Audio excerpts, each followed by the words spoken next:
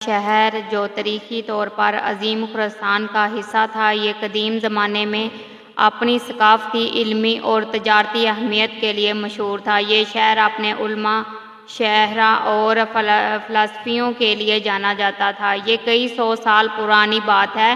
اس شہر عمرہ سال کے چھوٹی سی بستی میں ایک باغبان بزرگ رہا کرتے تھے، جن کے علم کی روشنی سے بیش محال اور منور ہوا کرتے تھے۔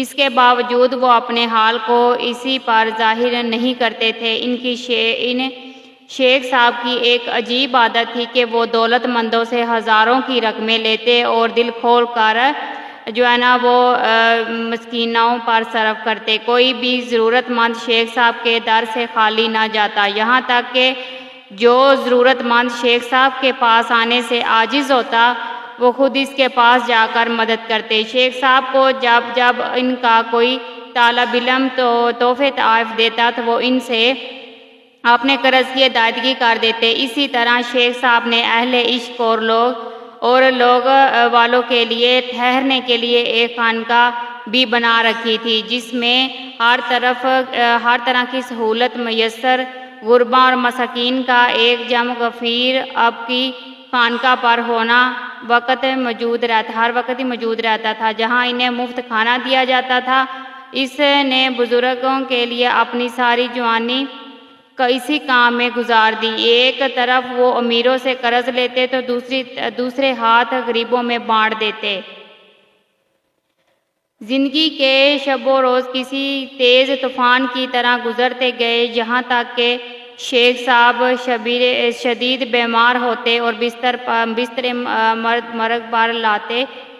مرض الموت کے آثار نمودار ہو گئے۔ شیخ صاحب کے عقیدت مند اپنی آنکھوں میں آنسو لیے ان کی صحت کے لیے دعائیں کرتے رہے۔ شیخ صاحب کے بیمار ہونے کی خبر پوری بستی میں وہ ہوا کی طرح پھیل گئی۔ ان لوگوں کو بھی خبر ہوگی جن سے شیخ صاحب نے قرض لیا تھا۔ دنیا کی رغبت اور دولت انسان کو اندھا کر دیتی ہے، چنانچہ وہ سب کے سب اکٹھے ہو کر شیخ صاحب سے اپنا قرض لینے پہنچ گئے۔ وہ شیخ صاحب کی حالت کی پرواہ کیے بغیر اپنی رقم کا مطالبہ کرنے لگے۔ ادھر شیخ صاحب کی زندگی کا چراغ گل ہو رہا تھا، وہ جلتی ہوئی موم بتی کی مانند پگھل رہے تو وہ دوسری طرف قرض خواہوں کی تعداد بڑھتی جا رہی تھی۔ شیخ صاحب کو کس طرح مرگ پر دیکھ کر ان کے دل ناامید سے بیٹھے جا رہے تھے اور ان کے چہروں پر مایوسی چھائی ہوئی تھی۔ شیخ صاحب نے ان کی طرف دیکھتے ہوئے کہا، گھبراتے کیوں ہو؟ خدا پر بھروسہ رکھو۔ مجھے اس کی ذات پر پورا یقین ہے کہ وہ تمہارا قرض کی واپسی کے لیے مجھے رسوا نہیں کرے گا۔ شیخ صاحب کی یہ الفاظ سن کر قرض خواہوں نے منہ بنا کر کہا، معلوم ہوتا ہے کہ شیخ صاحب کے حواس رخصت ہو گئے ہیں۔ اس موقع پر کیا خدا فرشتوں کے ہاتھ 400 اشرفیاں بھیجے گا؟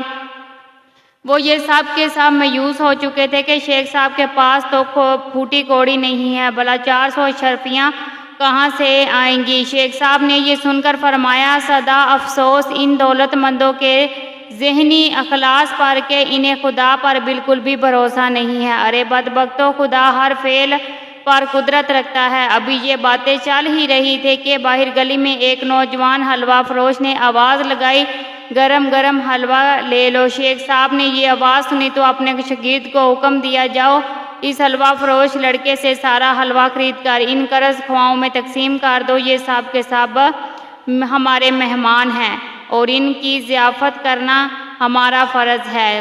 شاگرد شیخ صاحب کا حکم ملتے ہی گلی کی طرف بھاگا۔ اس نے نصف دینار میں سارے حلوے کا سودا کیا۔ اس حلوہ فروش لڑکے سے کہا، جب وہ حلوہ کا تھال لے کر شیخ صاحب کے پاس آیا تو شیخ صاحب نے حکم دیا کہ یہ سارے کا سارا حلوہ اس فقیر کی جانب سے ان مہمانوں میں تقسیم کر دو۔ سب نے مل کر بڑے مزے سے کھایا۔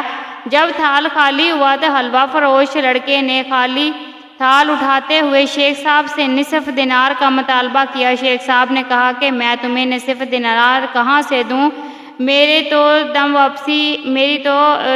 دم واپسی ہے، میرے پاس تو کوئی دینار نہیں ہے۔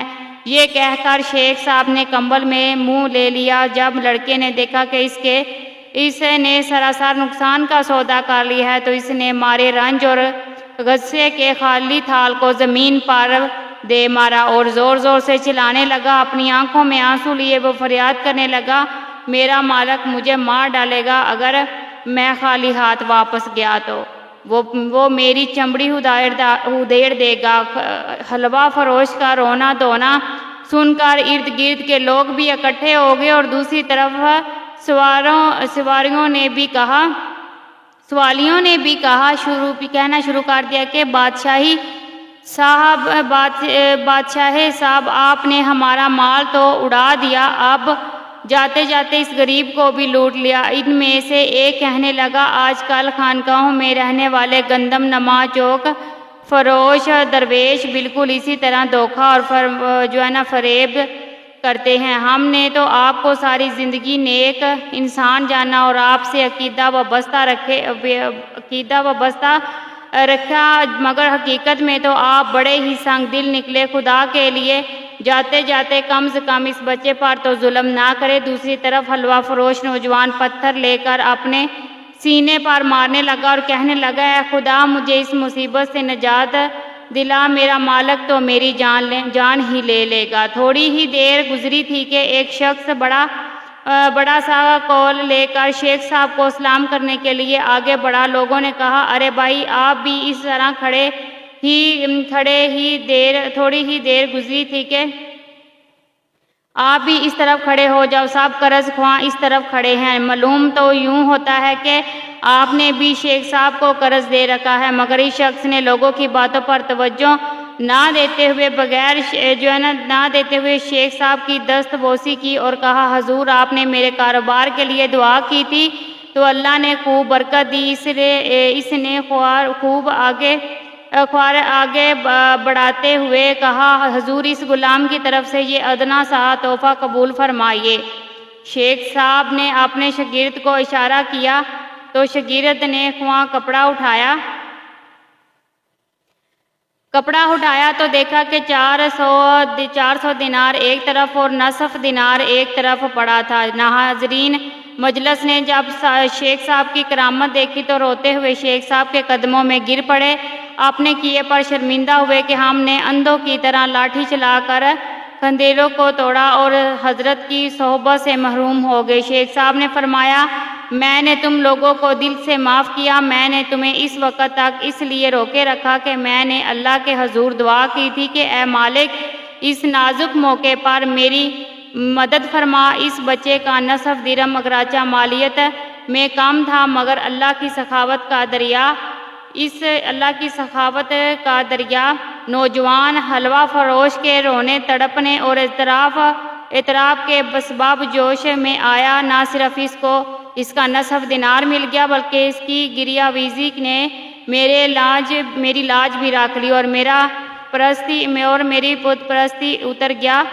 تم سب کو بھی خدا کی ذات پر بھروسہ کامل رکھنا چاہیے۔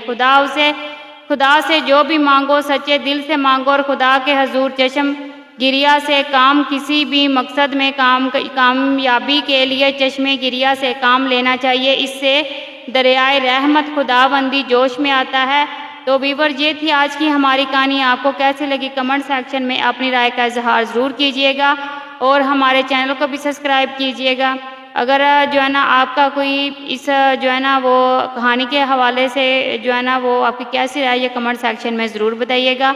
آپ رکھیے اپنا بہت سارا خیال، اللہ آپ کا حامی و ناصر ہو۔ اوکے جی، اللہ حافظ، ملتے ہیں نیکسٹ بہترین ویڈیو کے ساتھ۔